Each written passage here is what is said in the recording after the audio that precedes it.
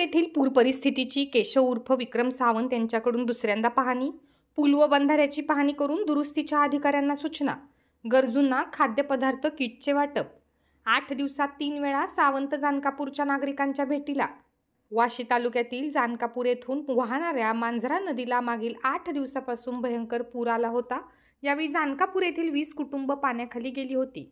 शेतीचे व पिकांचे भरपूर नुकसान झाले असून पारगावहून जानकापूरकडे जाणारा मुख्य रस्ता हा वाहून गेला आहे। तसेच नदीवरील पुलाची नासाडी झाली आहे, त्यामुळे गावात येणाऱ्या चारचाकी वाहनांची वाहतूक बंद आहे।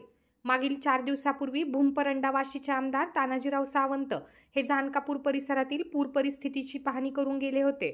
यावेळी गावचा संपर्क तुटल्यामुळे तानाजी सावंत यांना गावामध्ये जाता आले नव्हते। आज पुन्हा केशव उर्फ विक्रम सावंत हे जानकापूर येथे पूर परिस्थितीची व नुकसानीची पाहणी करण्यासाठी आले होते। पारगाव येथून जानकापूरकडे जाणाऱ्या रस्त्यावरील बंधाऱ्यावरील फुलांचे मोठ्या प्रमाणामध्ये नुकसान झालेले आहे। तसेच वाहून आलेले झाडे त्या पुलात अडकल्यामुळे पाण्याचा प्रवाह थांबत आहे, त्यामुळे भविष्यामध्ये हा पूल वाहून जाण्याचा धोका आहे।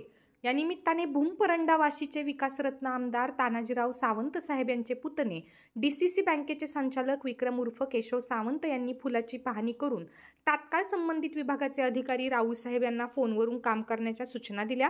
काम करताना निधीची काही अडचण येत असेल तर गरज पडेल तिथे आमदार तानाजीराव सावंत साहेब यांच्याकडून स्वखर्चातून मदत करण्यात येईल। आपण स्वतः जानकापूर येथे जाऊन काम करण्याच्या सूचना दिल्या।